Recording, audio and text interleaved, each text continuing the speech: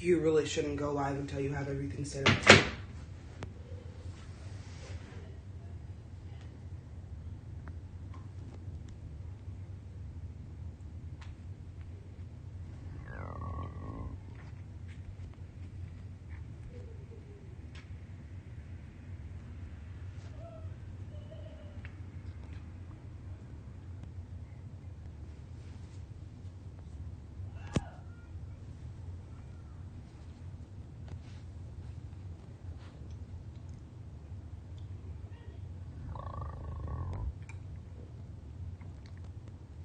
What's happening? We're waiting for him to rejoin the Zoom.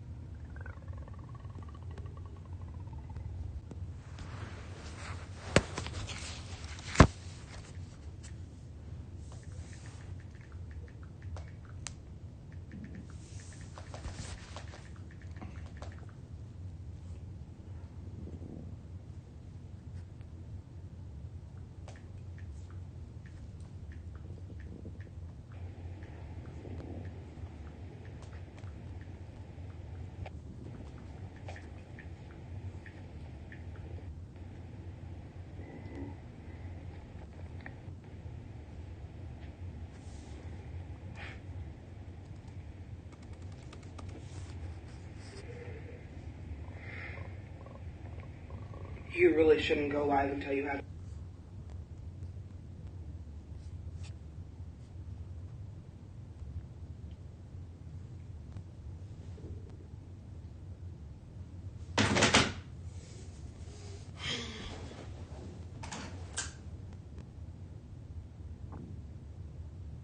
Wow, that's hilarious. What's up? How you doing? That's just so funny. Why would you pretend to be someone you're not? Timothy. You're not Timothy, you're Eddie. No, my name's Timothy. How you doing? Well, you sure look like Eddie to me. Eddie, you know me? Is that what, Brogan's husband, Eddie? Yeah, you look like Brogan's husband, Eddie. No. He has hair like that? I think so. Well, Maybe, I'm big clueless, man. maybe many British people look like that. It's Eddie, really. What? I mean, I wouldn't bullshit you, and then, I mean, I could go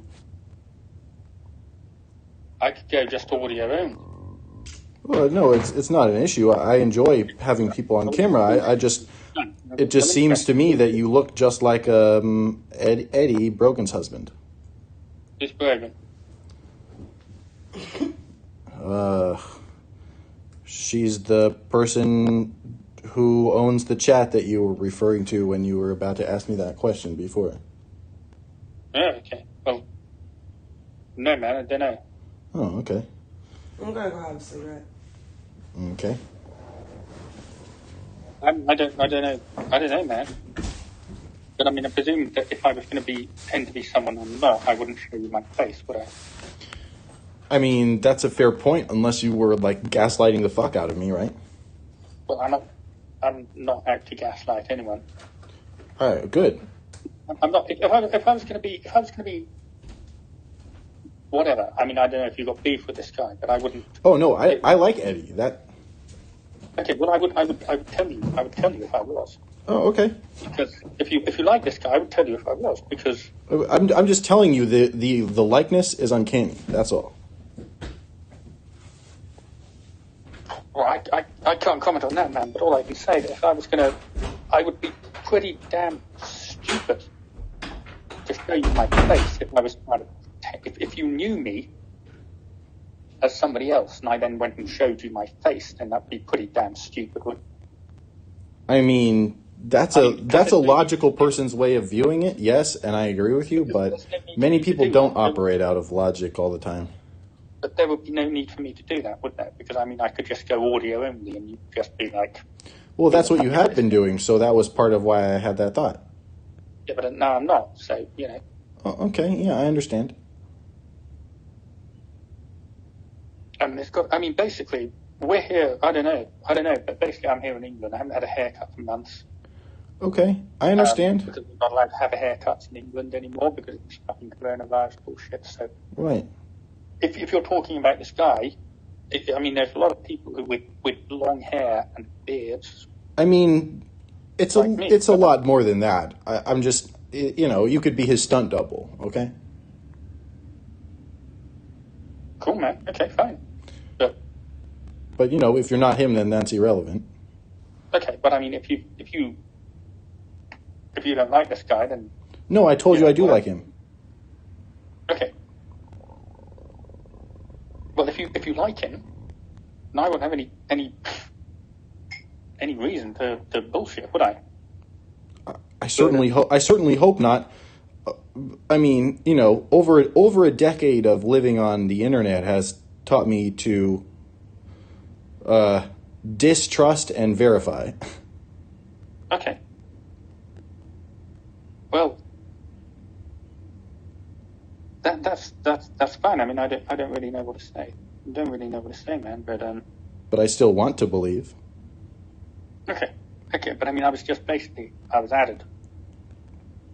Well, I mean, it's like I was saying before. I just added this chat. And there were these people, and they were talking, they were dissing each other, hating on you and stuff like that. So I just thought, that's interesting because drama is always interesting. Yeah. So I mean, what? Well, it's just human nature, right? Look, I told you I got my bitter, and I look at this dark. Looks like a strong IPA there, buddy. It's a pretty strong IPA. Well, what is it? Look, this stuff. What percent is it? 4.5, so it's pretty strong for beer, yeah. Oh, actually, that's kind of weak for beer. What is it? What's it made of? I mean, Budweiser's 5%. Budweiser come in cans, mate. What are you talking about? When did Budweiser ever not come in cans? Man, I tell you something. In England, Budweiser doesn't come in cans, man. What the fuck? I tell you, it's not even... Budweiser isn't even made in the U.S., though. It's made in Europe. No, it's fucking no way. It's ridiculous. I tell you, I've never seen a can of Budweiser in the UK. No shit. Never seen a can of Budweiser. Budweiser comes in bottles of 4 in the UK, man. Really? Budweiser comes in bottles of 4, and it's like... Wait, bottles of... It comes in bottles of 4? Budweiser is notorious for tasting like shit, basically. I mean, in the UK, we drink Australian lager that tastes like, it tastes like piss, and you might as well piss in a pint glass and drink it. I mean, beer normally tastes like piss, pretty much. I don't know. No, but I mean, it tastes pretty much like actual piss, Wait, you mean the Australian lager or Budweiser? No, the Australian lager tastes like piss. I mean, I've never had anything against Budweiser. What I don't like is, oh man, I remember when I was much younger. Have you ever had? There were these things. They were called. Have you ever heard of Alco Pops? Do you have Alco Pops in the UK? In the US? Oh, no, or I don't know about them. But I'm kind of I don't know. I don't necessarily know all the trends. So. Basically, years ago they wanted to get girls to drink alcohol. Right. And the only way that they could get girls in the UK to drink alcohol was to make it taste like lemonade or fruit juice or some shit. So basically what they did is they put Bacardi with the fruit juice or with the lemonade, and they called it Bacardi Breezer. And it tasted like absolute fucking shit. Absolute fucking shit. I mean, it's basically... oh, God, Christ. It was like... I mean, what the fuck is Bacardi anyway? Is it rum? Yeah, it's rum. I hate rum. Rum is gross. Can't stand that shit. Can't stand I would that rather shit. I would rather drink vodka than rum. Yeah, vodka's okay. I mean, the thing with vodka is, I mean, I will drink gin. But then I'm British. I'm British. Look, I'll tell you what. Can you see my fucking teeth? Look at his teeth. Fucking British teeth. I don't care for tequila and I don't care for rum. Here's my fucking teeth. My British teeth. My British teeth aren't actually that bad, actually. I have more British teeth than you. No, show me your teeth again. You see, your teeth are naturally. You've got good luck with your teeth because your teeth are naturally separated. I have good luck with the placement and separation of my teeth, but I have bad luck with my plaque. I inherited a special and aggressive plaque from my father. Have you ever had like really fucking awful toothache? Yeah. I mean, I'll tell you what, I get these like once or twice a year because my teeth overlap, the plaque gets into them, they rot down, I have to go to the dentist. I basically crawl to the fucking dentist now. Oh, jeez. Well, I'm sorry to hear that. When I was a child, that happened. That even though I have the proper spacing and everything, so it looks like I would have no problems. When I was a child, due to the special plaque that I mentioned, I had so many instances such as what you're describing that eventually they just fucking sealed all my teeth. Yeah, I mean, I think they basically sealed mine. I think they basically root canal most of mine out. So I've got nerves in any of my teeth now. Oh, goddamn. They can do whatever the fuck they like. Well, I feel sorry for you. But I mean, I had to have an extraction at the back of my teeth, and this dentist, she didn't have the strength. She's a woman dentist. She was about 25 years old, and I looked at her, and her arms were like, I could put my yeah, they were like noodles. Like noodles, and I thought you're not going to be able to pull these. You're not going to be able to pull them up. And she was yanking on it like that. And I thought, excuse me, miss, but could I get a male dentist, please? Perhaps a black male dentist? Do you know what? She did. She got this big black fucker. I got it right on the nose. She did. She got this big black fucker to come in. And his arms were like you wouldn't fuck with these guys. I mean, his arms were this. Yeah, they look like pylons, right? And he basically got the pliers, stuck them in, just. Service with a smile. He did, and it was over straight away.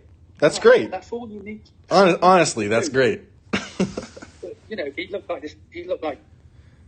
Oh God, what's his name? He looked like fucking. What do you look like, The Rock? I tell you what, he fucking looked like The Rock or Booker T or something. No, I tell you what, he looked like Booker T. If you ever followed pro wrestling, he looked like fucking Booker T. That's awesome. Well, good for him, man. I hear dentists get paid a lot. They do. They get paid far too much for what they do. Because I mean. Oh, what are you talking about? What would you do without them? Well, what I do, I mean, it's like they're doctors, aren't they? And they say, "Oh, this is too hard. I'll just take a pay cut." I mean, it's in my book, you can never really say a doctor is overpaid. I don't know, man. I know lots of doctors. I don't believe in saying that anyone is overpaid. I am firmly opposed to the hating of the rich.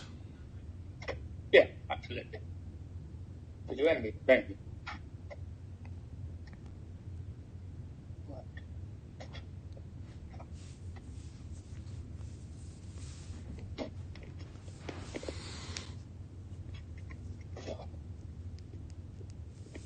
Oh, sorry, I just went to It's no big deal.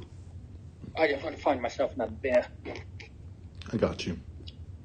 Cool. Oh, man.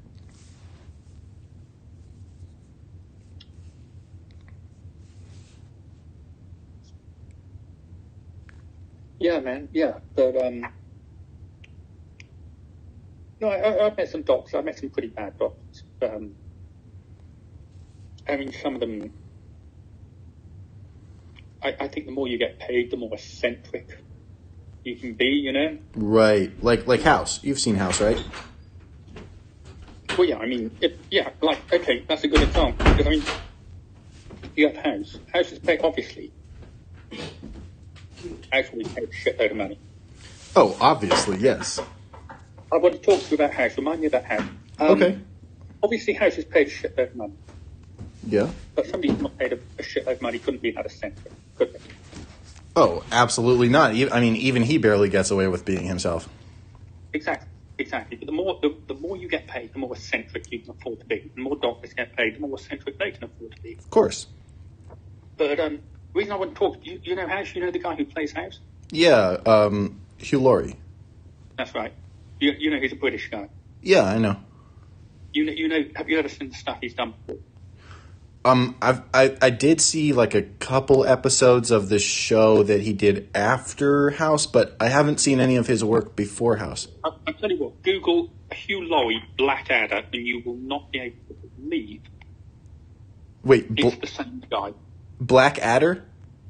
Blackadder, Hugh Laurie, Blackadder, and the character he plays, you were like, no way, I can't believe. Because in House... Wait. So, is it a movie or a show? No, it's a show. It's a show. But just Google a clip from Black... Okay.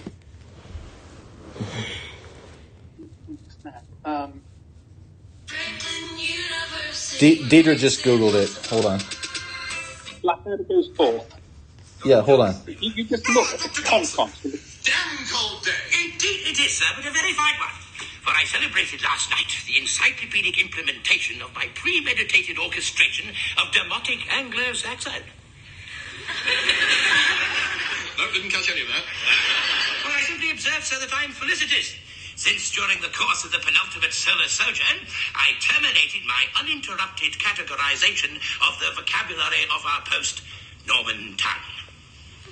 I don't know what you're talking about, but it sounds damn saucy, you lucky thing. I know some fairly liberal-minded girls, but I've never penultimated any of them in that solar sojourn. I haven't been given any Norman tongue. I believe, sir, that the doctor is trying to tell you that he is happy because he has finished his book.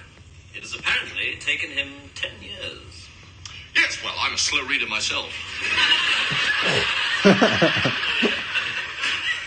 Here it is, sir, the very cornerstone of English scholarship. This book, sir, contains every word in our beloved language. Every single one, sir? Every single word, sir. Oh, well, in that case, sir, I hope you will not object if I also offer the doctor my most enthusiastic quadrifibularities. Quadrifibularities, sir? It is a common word down our way. Oh, I'm sorry, sir. I'm anaspeptic. That's Monk. No, that's Mr. Bean.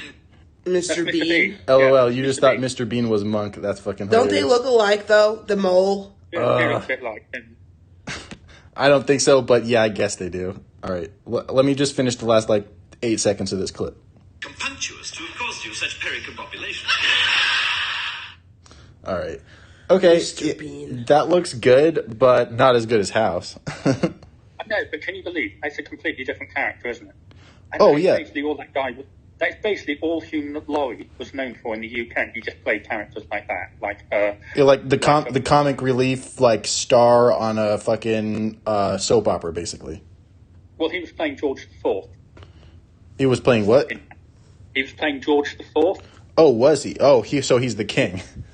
He was playing King George IV, the son of the guy who lost the colonies in America. What a great role! I'm sure he loved playing it. He did. But I mean, it just shows you the contrast between the two roles, doesn't it? So, Why are you guys talking about Hugh Laurie? Somehow we start. Oh, because we were talking about teeth. Originally, we started talking about teeth, and then we started talking about dentists. I mentioned that they get paid a lot, and he was saying maybe they get paid too much, and I was saying I don't really think that's a thing. Somehow that led to Hugh Laurie. Oh, well. yeah. Okay, well, we're going to actually talk about something, interesting. Yeah, sure, whatever. Did you have anything specific, or do you want me to pick up where we left off last time? What were you guys talking about last time? what were we talking about? We were talking about consciousness or something like that, weren't we? Yeah, we were discussing how to define it. I had a definition, and I felt like you didn't have one. Yeah, something like that, wasn't it? Something about consciousness. So, Yeah. Right.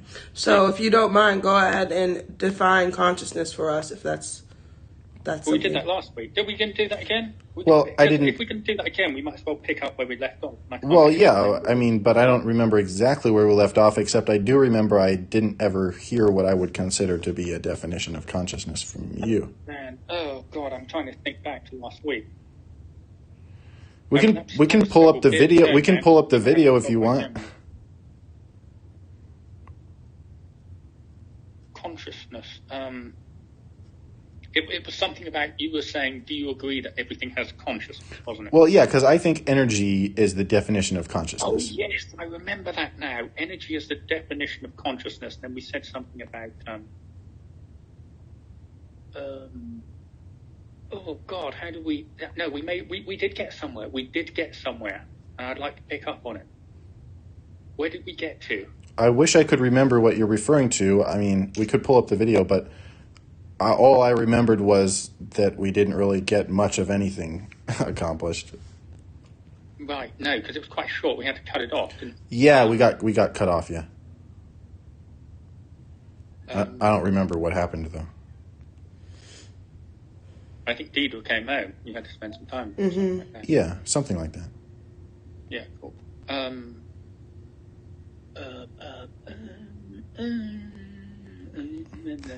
You look a little bit like Hugh Laurie, you know? No, thank you. You're welcome. I mean, everyone, Is it everyone- debating some anonymous POS from Twitter? Is that the one? I think, yeah. Oh, well. Okay. My hair, it's like I haven't had a haircut for almost Oh, a year. crap.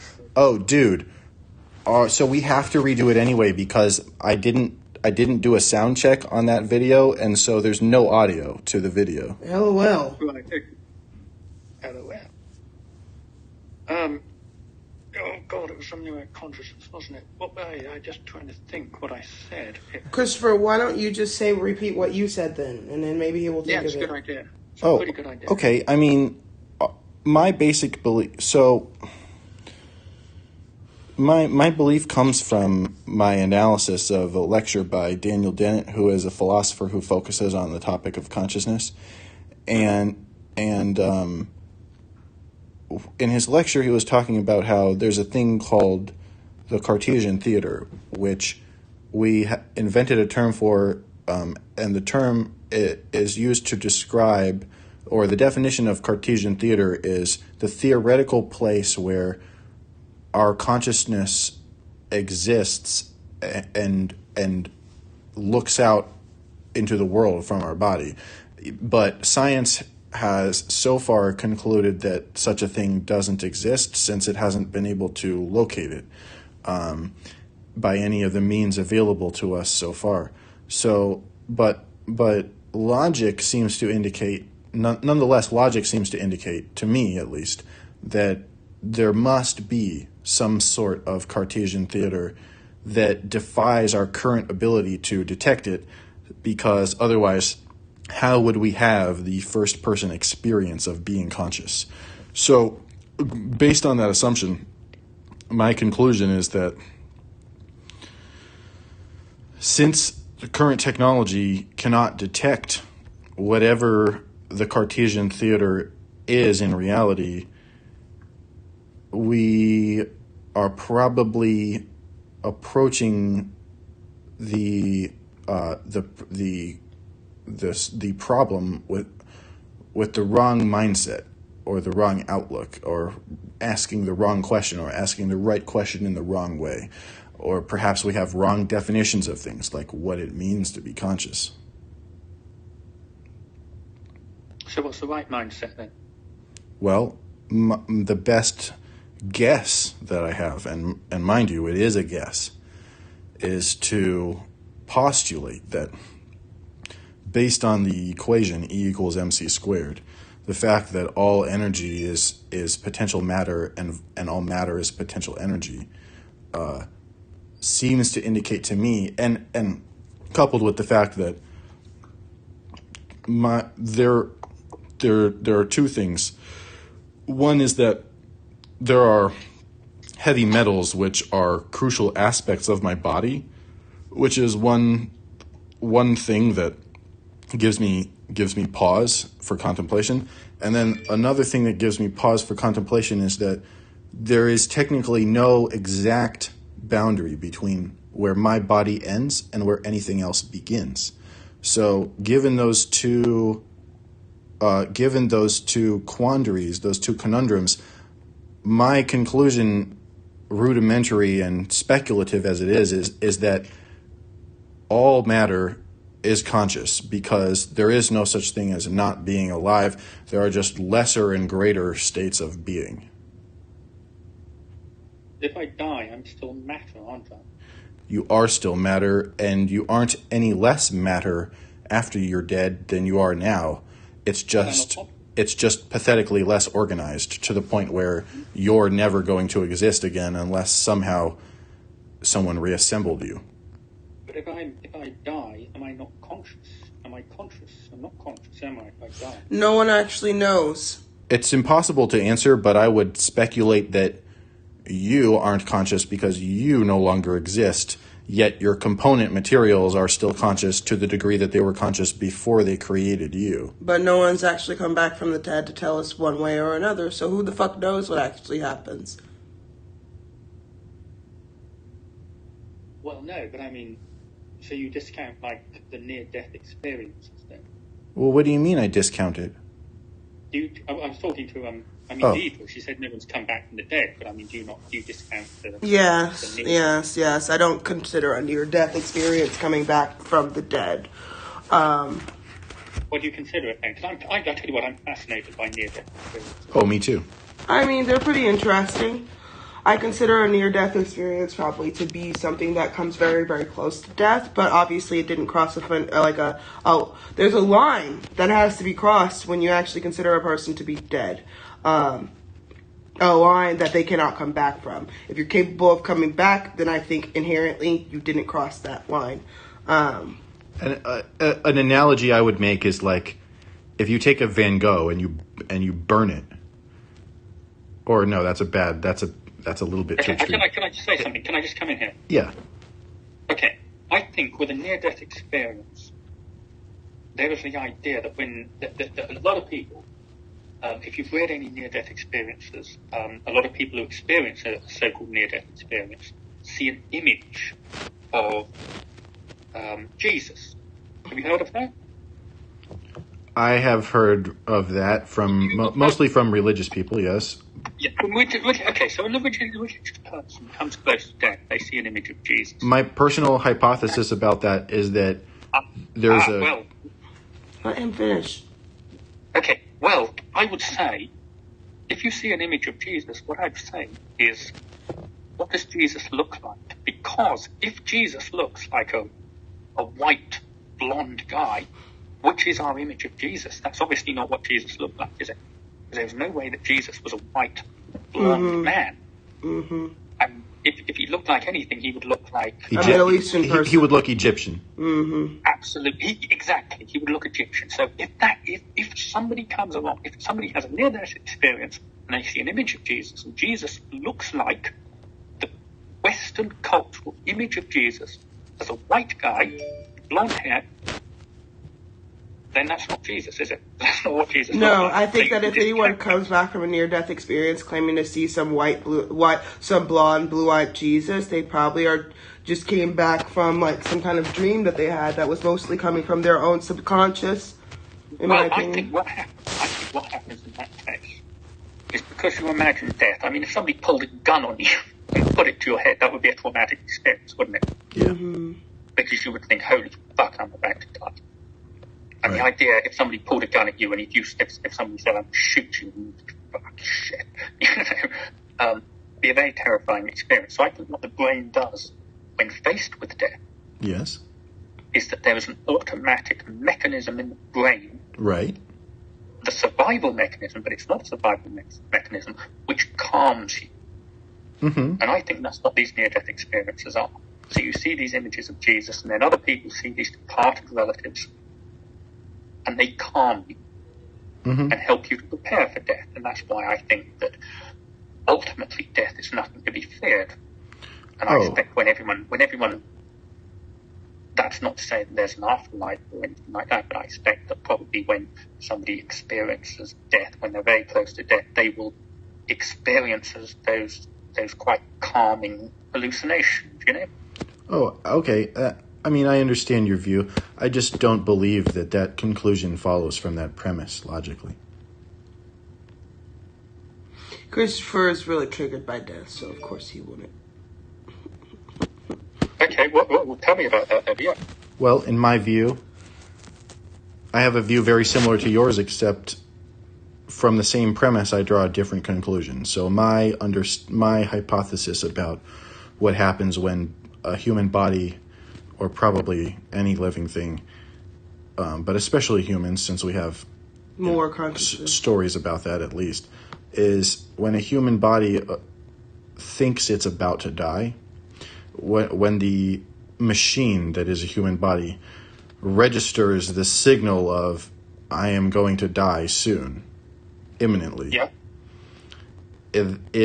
My view is that signal triggers a release of a massive amount of drugs in some sort of extremely hallucinatory cocktail, which... Like serotonin or something like that. What'd you say?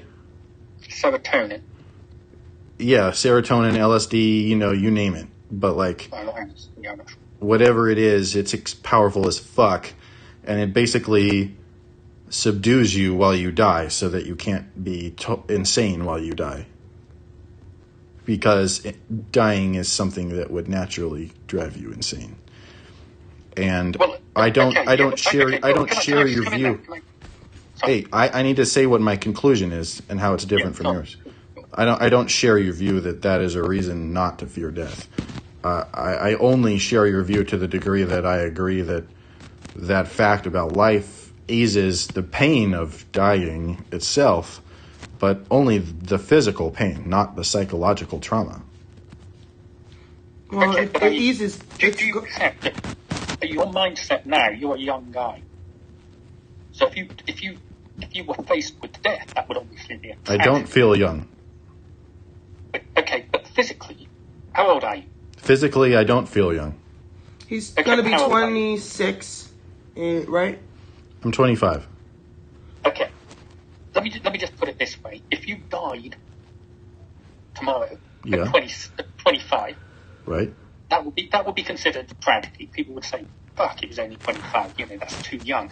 If you lived another 60 years, you died at 85, that wouldn't be considered a tragedy. Well, yeah, okay. Because you would have been older than the lifespan. So maybe you have these views now because you are 25. Whereas in 60 years' time, when you've had your life, when you're in your mid-80s, and I know lots of people who are older, you will have a different mindset towards this. Timothy, if I make it to my 80s, I will be extremely grateful that I did, and I still won't ever want to die. I don't think most people want to die, no matter how old they are. I think we learn to accept it, because that's quote unquote what we're supposed to do. But I don't know if anyone's okay with dying, even if they think that they are giving their life for something that's worthy. I mean, forget dying. I'm not even okay with getting old. Can I just... Do you know what? I've drank... I'll tell you how many beers I've drank. I've drank 4 beers and I've got to come out somewhere. So I need to pop upstairs and take a piss, yeah? Sure. Yeah. If I can just pop upstairs and I'm going to come back and I'm just going to talk a little about this, okay? Sure. Okay, yeah. Be my guest. Do you know what? I wish I could play some music. Oh, no, it's all right. We'll entertain ourselves till you get back. It's like a commercial break, isn't it? I wish I'd set some music. Hey, everyone has to use the restroom sometimes. It's nothing to be ashamed of. I'm going to watch British telly. I'm going to let you watch some British telly with our shit teeth until then. That sounds like a culture. That sounds like a culturally enriching experience. shit teeth with this. Anyway, I'll come back. LOL. He's cute. Mm-hmm.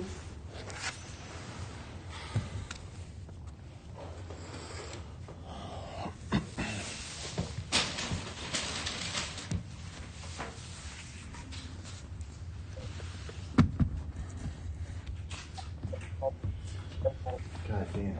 Doing this shit so much is exhausting as fuck. I do not want to go long with this guy. Yeah, we're not going to. Like I said, Zoom calls only last 40 minutes. I mean, I'm sure we've already used more than half of that at least.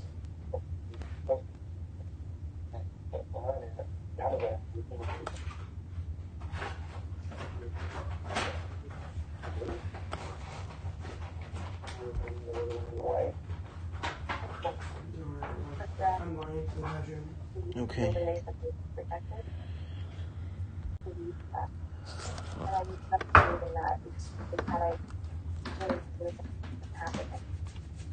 I would have been able to do more, but I think I was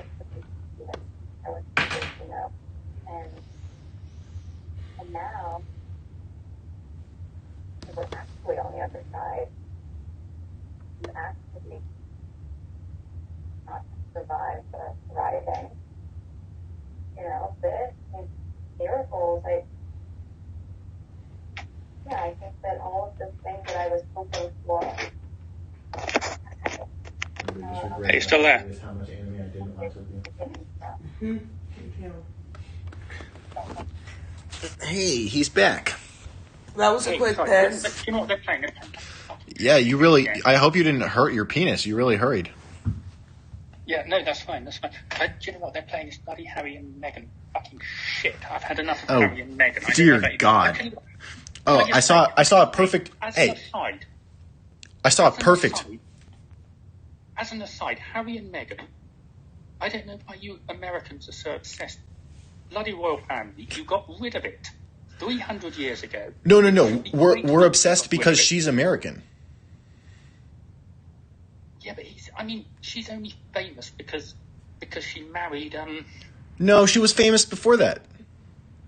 Yeah, but she wouldn't be as famous as this. She wouldn't be talking to Oprah. Oh, I know, but come on, man. That's every princess's story, right? But she's not a princess. Oh, God, technically she's a princess, dude. Oh, man. You don't like Meghan? No, look, listen. I've got a fan, not a big fan. Listen. Listen. So obsessed with the royal family. I saw a perfect. Wait, I didn't hear. You don't like her? Well, I don't know why Americans are so obsessed with the royal family. I don't actually like the royal family much myself, so I don't dislike Meghan. I never really watched Suits or anything like that, but it's just a sideshow, and when I see anything to do with the royal family, I just turn it off. So, you must not be very familiar with general American media and the way they obsess over celebrities. It's literally a whole culture. Have you seen the Beehive, which is the fan base that they call Beyonce's group? That's their name for themselves. We obsess over our celebrities over any celebrity over here. That's just the culture. Don't ask me why. It is a thing, though. So I don't think that Meghan's particularly special. I don't think the royal family in general is particularly special in that. But we have literally thousands of rag magazines that be sold on a day-to-day basis in your checkout lines at the grocery store to flip through, your horrible stories about this celebrity or that celebrity. It's a thing. It's a thing. TMZ, it's a thing. World Star Hip Hop, it's a thing. We follow it a lot. We want all the dirt. Sex sells and power is sexy. I saw a great meme about the Oprah interview on Twitter earlier today. It was a freeze frame of their interview with her, and the meme was, it said in big block letters on the front, on the top, and the bottom of the picture. The meme was millionaire celebrities and billionaire talk show host complain Oh, yeah. about people being mean to them in idyllic setting. Oh yeah, absolutely. I mean, it's like, I mean, it just seems sort of ridiculous to me. Of course it is. I mean, I'm all for. I mean, I don't know. I mean, I'm all for friendship between our countries and everything like that. But I mean, you okay, Deidre? Oh yeah, I'm totally fine. You all right? Yeah. Oh yeah, totally It's fine. the fucking Rona. You haven't got the Rona, have you? I do not have the Rona. These are good costs. I just can't explain any further than that. You sure it's not the fucking Rona? Yeah. Oh yeah, 100% positive. Oh man. Oh yeah. So yeah, I don't know why I've got this bitch weed friend on my TV anyway. I just, you know, the royal family, things like that. It's just not my sort of thing. I understand. Well, it wasn't really our sort of thing either. That's why we killed a bunch of you and made our own country. Which you should have done. I wish you would have done it at the same time and got rid of the twat. I tell you, there was yeah, I mean, you know, I just don't see the point of it. I mean, Well, so the point of it, okay, so if I'm going to play devil's advocate, the point of it is to signal that it's basically a virtue signal that you're not a democracy with all the negative aspects that democracy historically entails. Just like, Britain isn't a democracy. what'd you say? Well, Britain isn't a democracy, you know. It's a point of pride about not being a democracy, just like America is proud of not being a democracy, but rather a republic. Absolutely, yeah. I mean, America, like Britain, has got its political system set up. I mean, we're still using political systems in both Britain and America from a time before we were a democracy. These political systems we've got, the Electoral College, the House of Lords, and are not built for democracy. They were never intended to be democratic. No, it's a system for liege lords.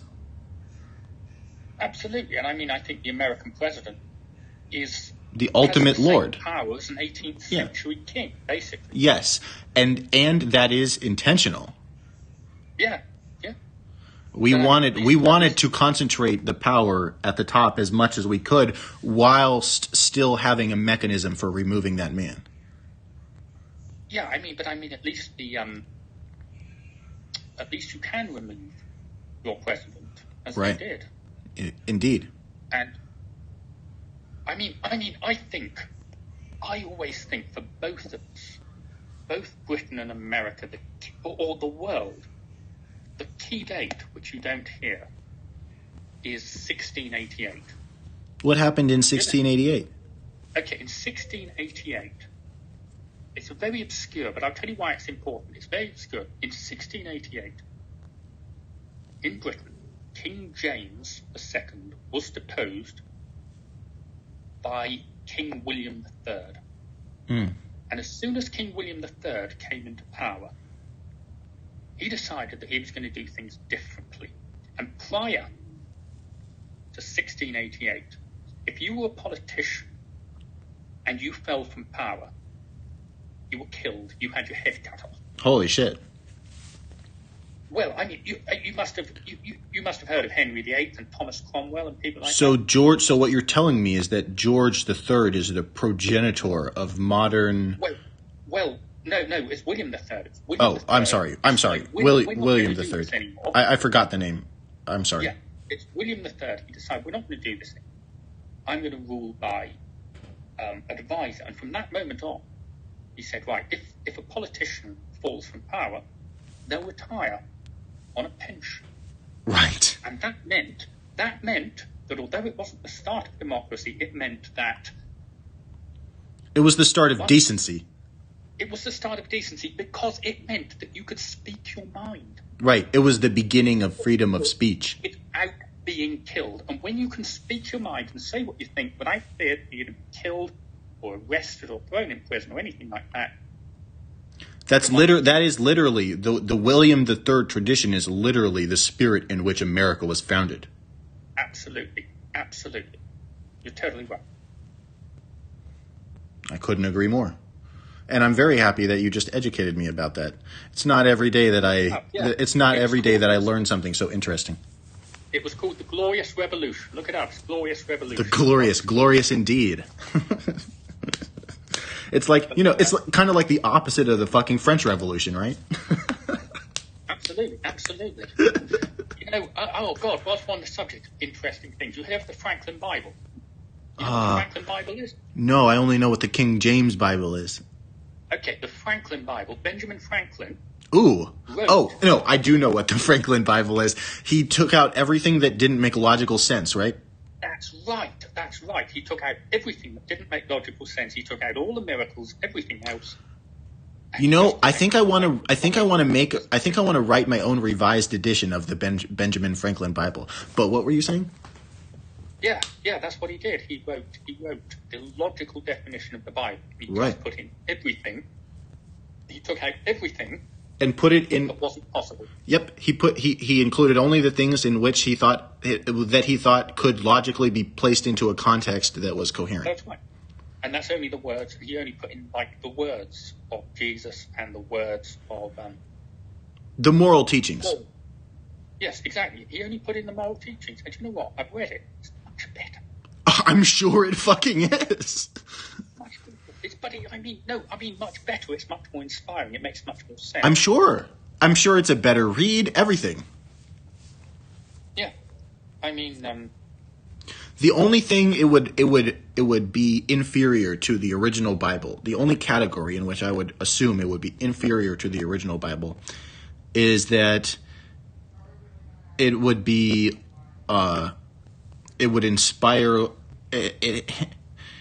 less people, or it would be by virtue of being less cryptic, it would be you're using less symbolic language and you're bamboozling people less. In fact, you're not bamboozling people at all, and therefore you can't really make a religion out of that. So in only that sense do I consider it a failure. yeah, but I think analyzing the Franklin Bible, and I can't remember where I read this. Somebody said that Jesus actually never made any claim to those miracles. Jesus never referred to those miracles in anything. They were put in. Somebody put them in, but Jesus never actually said, "I did these things." Interesting. He never said, "Oh, look at me, this is what I did." It's every single miracle that Jesus works in the Bible is an aside. But Jesus, in his teachings, Jesus never actually says, "Oh, I did this miracle. Remember when I did this?" No. Okay. And in later letters, Peter and Paul don't mention it at all. So I think, I don't know, I think it's very interesting. I think looking at the Franklin Bible, it makes much more sense. Right. But, Well, of course it makes more sense. If Benjamin Franklin was he was a rationalist. He was one of the greatest men. I mean, I don't know. Benjamin Franklin was one of the greatest men of that time. Thomas Paine. For Christ's sake, he discovered electricity. Well, Benjamin Franklin was, just. Yeah. I think every now and again, I think you get. I tell you what we're missing in this world. I think every now and again you get these almost god tier men. Yeah. Coming along. I mean, Benjamin Franklin was one of them. George Washington. Maybe George Washington. Einstein. Telsa was another one. Churchill. Yeah. Was another. Sadly, even Hitler was one of them. Do you know what? I was about to say exactly the same thing. Yeah.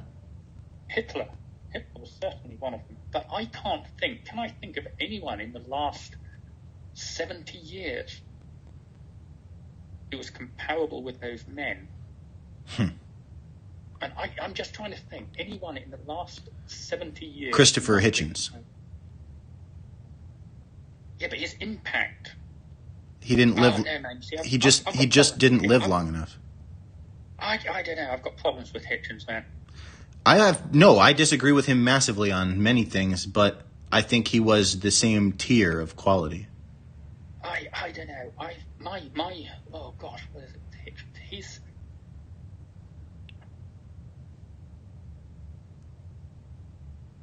His logic was flawed. Hitchens was a Marxist. His logic was flawed, but his morality was not. No, his logic was flawed, and he supported the Iraq War. He supported the interventions in Kosovo. I can't sort of. No, his logic, his conclusions were flawed, like everyone's conclusions are, but his moral reasoning was sound. You know, I'm just trying to think. There was a point that I wanted to make on. I mean, there's a difference between it's two things can be true at the same time. It can be true that it was right to kill Saddam, and it can be true that it was wrong to create ISIS by virtue of killing him. I just think Hitchens was proved. Hitchens was proved wrong in what he said. He was wrong in what he said because he supported Marxism. Marxism clearly failed. He supported the invasion. He didn't support Marxism after college. His brother Peter. Have you ever heard of Peter Hitchens? Yes, his brother, the conservative. His brother told a story where Christopher Hitchens said, "I will only be happy when the Red Army are watering their horses in Hyde Park," which was in London. Yeah. And he told a story where he wanted the Soviet Union to invade. But Christopher was just passionate and hyperbolic. That he didn't. Even I was initiated into the world of politics through the emotional appeal of a speech by Bernie fucking Sanders. Before I knew anything about politics or money at all. At the age of fucking 18.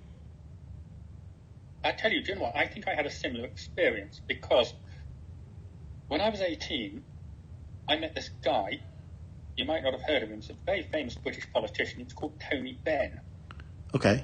And I've heard of him. The only place I've heard of him is leftists hating on him. Yeah, he was a very well-known socialist in the United Kingdom. He almost became prime minister, but not quite. He was very opposed to Margaret Thatcher. Oh, really? I met this guy, and I remember sitting there in this auditorium and hearing his speech. And he was this 76-year-old man, and he was, I can't do his voice. Hey, and we stood up, and we fought for our rights against Thatcher. LOL. And he was absolutely electric. He was inspiring, and by the time he finished, everyone was on their feet and got a standing ovation. And what it brought home to me, even though I've come to not agree with him on much, was the effect that oratory can have on an audience, and how well he used that, and how well and how passionately he spoke. Absolutely. Just look at what a good stand-up comedian can do to a room full of people.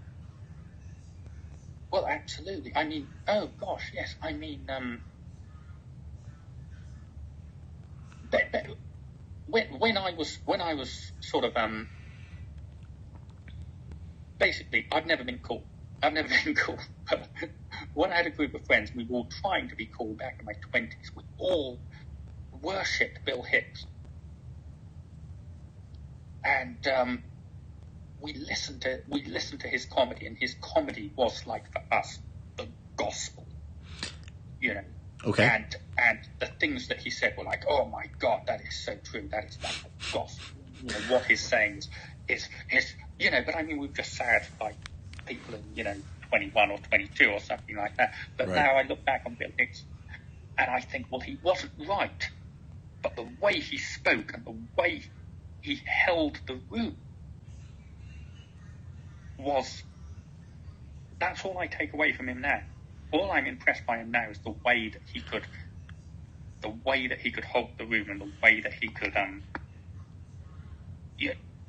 hold people in the palm of his hand. Right. See, I'm at a disadvantage because I haven't really ever indulged in Bill Hicks. I tried to watch one of his performances one time, and I just turned it off after like 2 minutes. It was boring. But I think I just didn't give him enough of a shot or something. But mate, I think you have to give him a shot. I think you do, because he's sort of on the same page as Christopher Hitchens. He's certainly on the same page as Christopher Hitchens. Okay. But what he was doing, and what I liked, and what I'm inspired by, is he called out the bullshit. The bullshit of people. He was able to see through the bullshit of the people who are insincere. Yes. And the insincerity. And I think you look at the times that he was speaking. He died in 1994 when Clinton came along. And Bill Clinton was the picture of fucking insincerity. I mean, you had Clinton in America, we had Blair in the United Kingdom, and that was just say anything, do anything to get elected, insincerity. Yeah, the reason Hillary lost. Whatever it takes. Yeah, and I mean, to some reason, I think that's why Trump was so popular. Yes, he did the opposite of that. Because he was the complete opposite of that. He didn't care. Just look at his fucking Twitter feed. Well, I'd love to, but fucking Jack deleted it. It still exists in the Wayback Machine. Oh yeah, but do you know what? You need somebody, and I think that's what makes a great man. And I say great man, and I think they're mostly men, unfortunately. You need somebody who sort of is able to cut through the bullshit. Yes, you need someone see clearly, and it doesn't matter what spectrum you're on politically. Oh, of course not. No, what matters is if you are able to see through the bullshit. What really matters. Seeing through it is not enough. Articulating it in a lyrical enough way that normal people can understand. Absolutely. Oh gosh, damn, Blake. Yeah, that's totally what you need to do. You need to put it in a way that people can understand. It's all very well being an intellectual, but you need to put things in a way that people can understand. Because I mean, you think. I mean, in the UK a few years ago, you had the Brexit debate. Yeah. And obviously, people of Britain voted to come out of the European Union. 52 to 48. They did, yeah. They voted to come out, 52-48.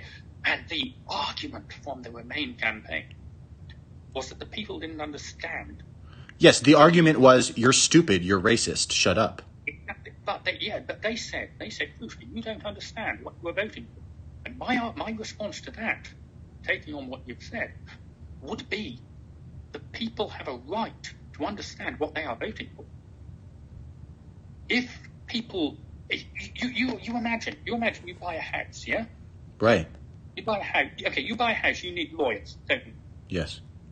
You need property lawyers. Unless you buy it from an ultimately trustable source. Yeah, but you imagine some guy comes up to you and they puts a contract, say, sign this, buy my house. You say, well, I'm going to need a lawyer to look over this. Sure. What are you talking about? Are you stupid? Do you not understand? Are you stupid? Do you not understand this contract? You don't understand this contract? You must be stupid. Yeah, yes, that is the argument. Exactly. The stupid thing to do is to sign a contract that you don't fucking understand. Right. Right. Nobody signs up to shit that they don't understand. Except everyone that uses Google and Twitter. Well, exactly. But to understand something, that the intelligent thing to do is not to sign up to something you don't understand. It's to say, I don't understand this, so I'm not signing up to it. Right. That's a smart thing to do. Yes. Generally speaking, yes. Yeah. I totally agree. Now, personally, were you a Brexiteer or a Remainer? Oh, Brexiteer, absolutely. Well, it sounds like that. I just wanted to be sure. Because you have to, if you're a sovereign nation, okay, hang on. Well, you weren't a sovereign nation until you guys left the EU, so.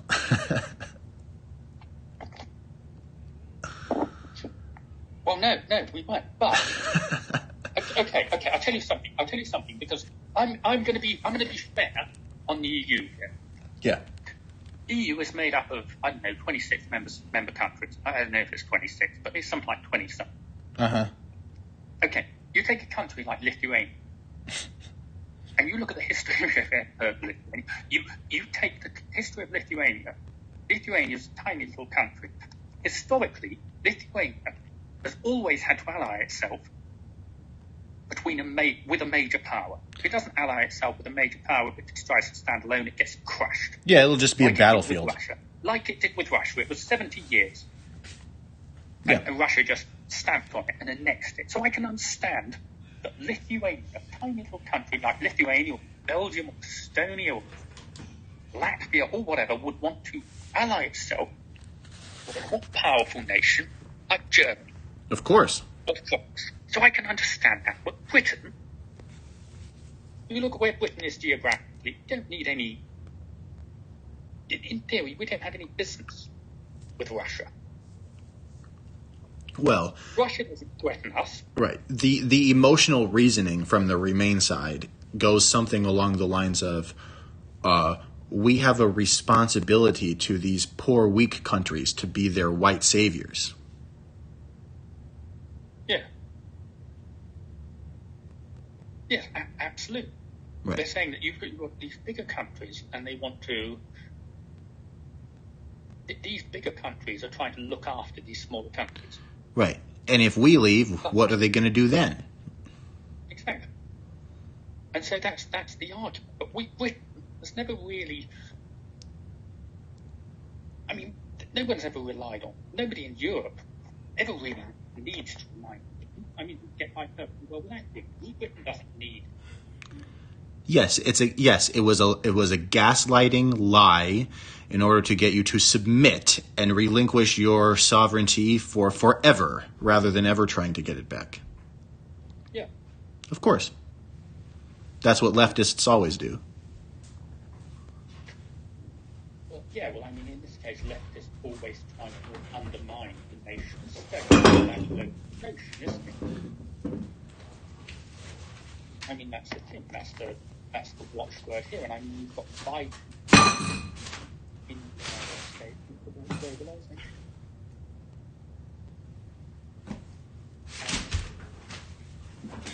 And the idea that globalization is the key to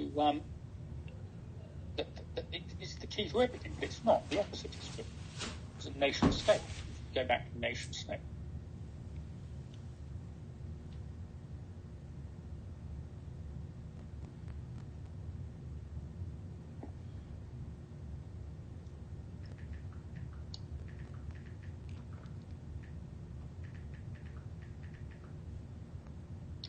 I mean, with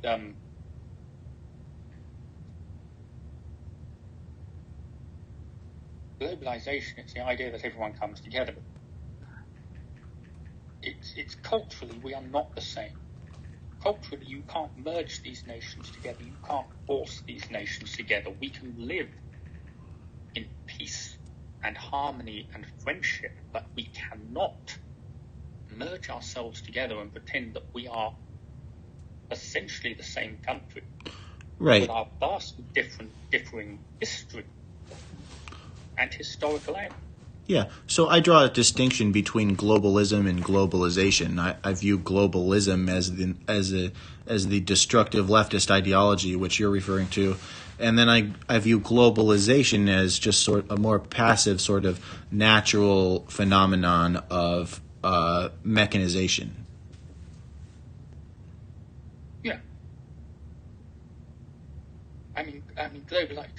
basically globalization. I mean, globalization is inevitable, and it's not necessarily a negative thing if we don't give in to the globalist ideology.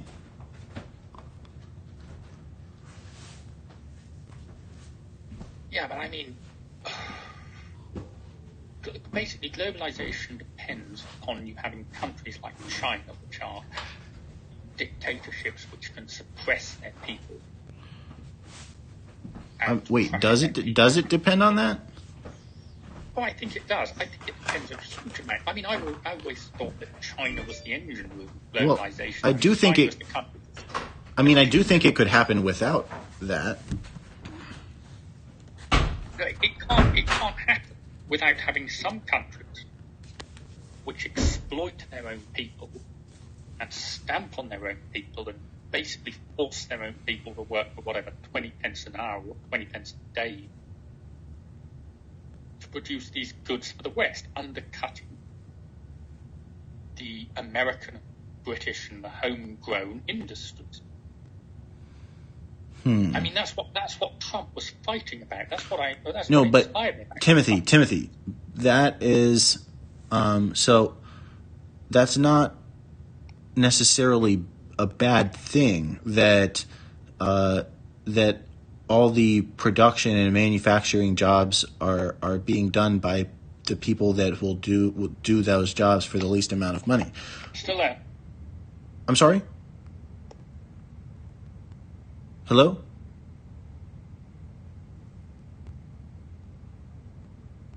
Can you hear me, Timothy? Oh, hang on. I've just got you back. Yes. Okay, so I was saying I don't think it's necessarily a bad thing for, in and of itself, for all the production jobs to be accomplished, or most of them to be done by the people who are in the world who are willing to do those jobs for the least amount of money. I think that what is negative is... Well, it's a bad thing like the Rust Belt, isn't it? America. It's a bad thing. No. I don't agree that it has to be a bad thing for anyone. Hello? What I think is a bad thing is people who have money not caring about people that don't have money. And what I also think is a bad thing is people who don't have money and want people who do have money to give them money.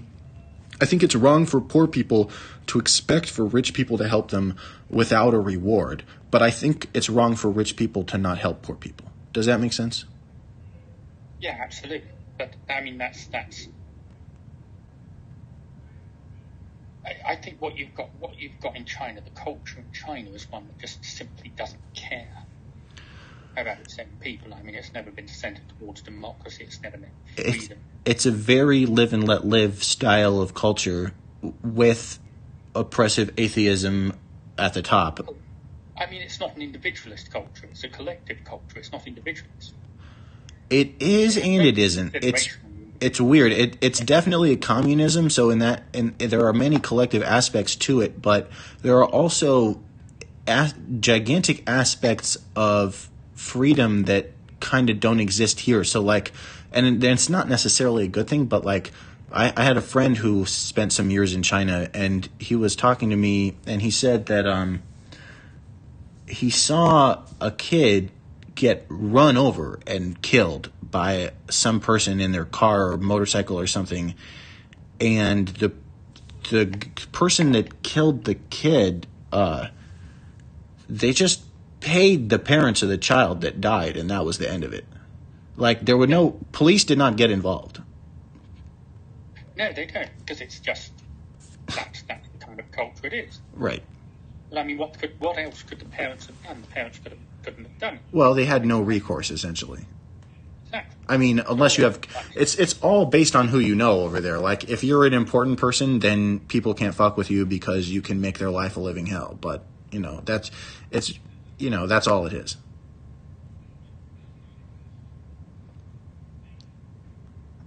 Yeah, I mean, but there aren't many important people in China, are there? But sure, I mean, you do have to recite the party line if you want to have any sort of political power. Oh, you do, yeah. You do, and I mean, I think it's interesting how even those who do recite party line, if they are, I mean, they can be scapegoated, they can be found guilty of corruption. I mean, they can be shot. They can be easily framed by by people, anyone more powerful than them. I mean, there's a billionaire, and I mean, he was executed. Oh, Jack Ma? Pardon? Jack Ma? I don't know. It might have been. But there was this billionaire, and he was executed the same as everybody else. Was that recent? Yeah, recent, for corruption or something like that. Shit, yeah, I think that was Jack Ma. I'm not sure. I'm not totally up on China right now, but it's definitely it's a genuine communist dictatorship, but with free market capitalism also. Do you know what? I've read one thing on communist China. There's one thing on Chairman Mao that inspires me, and it's the only thing in communism I can think of that inspires me. It was Chairman Mao was commanding a group of communist guerrillas who, and they were trapped against this mountain, and the forces of Chiang Kai-shek, who was the nationalist leader, were coming up. And they knew that if they took on the forces of Chiang Kai-shek, they would be annihilated. But at the same time, they were up the side of this mountain. And this mountain was impossible to get up. Okay. And so you're, on the one hand, you either attack the forces of Chiang Kai-shek, or you get up this impossible mountain. So yeah, it's a classic pick your poison. What did they do? They got up that mountain. Right. They got up there. Right. They found a way, and it just and that's the only thing that's inspired me about communist China is if you have your back right against the fucking wall, you will find a way. Well, Tim, that's the thing. That is the aspect of leftism that always is admirable to me, is the passion, the purity of the emotion. There is no logic, but the emotion is correct. Yes, absolutely, and it shows that when you're right up against it, you can achieve the impossible, as they did. Yes. Like a mother lifting a car off of a baby. It shows at the same time that if you are, how can I put this? You must never let people, as a government, you must never let people get so desperate that they will do something like that. Absolutely, and not just as a government, but any governor or any body of governance, whether private or public. No, absolutely. You must always... Every father, every mother, every brother, every sister. Absolutely. Every friend. Always make sure that nobody ever gets into the position where they're forced to do something like that. But if they do something like that, they're very unpredictable, and they might go around the side of that mountain and wipe you fuck out. Right. I couldn't agree more. And I mean, I think that's. I mean, you look at communism in Russia. How communism came to Russia. How the Tsar ignored all the warnings, or even going back, how in revolutionary France, the King Louis XVI ignored all the warnings. I tell you something. I mean, we're going off the tangent here. That's fine. I'll tell you something. You know who? You know? Remember who? You know anything about the French Revolution? Some, yes. Okay. There was French Revolution was largely led by Robespierre. Yeah. Yeah. And Robespierre was when Robespierre was 14 years old, he heard that the King Louis XVI was going to come into his town of Arras, and so he wrote a poem praising the king, praising King Louis XVI.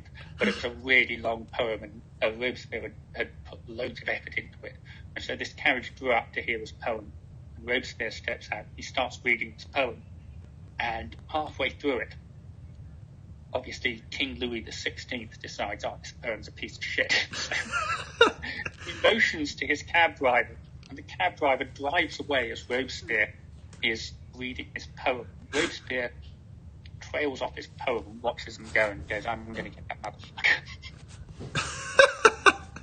And that was the day on which he took his first step toward the path of being murdered at the guillotine. And he did. They were both actually murdered at the guillotine. They were both, but Robespierre at least had the satisfaction of seeing Louis XVI go first. You know, with Robespierre, he tried to shoot himself. He shot himself through the jaw. Really? But he didn't manage to kill himself. So was he trying to kill himself so that they couldn't murder him? Like, was he already going to be murdered at the point when he tried to kill himself, or was he just suicidal? They came to arrest him, and he shot himself. Tried to shoot himself through the head, but he shot half his jaw. Oh, wow. And so they bandaged it up overnight. And then when they took it to the guillotine, they found out they couldn't cut his head off because a bandage was on. So they ripped the bandage off. He was and then they slammed the guillotine down. That's how he died. Screaming. He died screaming. So wow. Very gruesome story. Yeah. That's incredible. Yeah, it's quite a gruesome story. Yeah. All right. Well, I think I need to pay some attention to my girlfriend now. So I have immensely enjoyed having this conversation with you, and I hope we have another one soon. But I am going to go ahead and let you go for tonight, if that's okay with you. Absolutely. It's a good conversation, Chris. I hope we can have another one soon. Yep. Absolutely. Thank you very much, Timothy, and good night. Good night. Enjoy your bitters. Bye-bye. Bye-bye.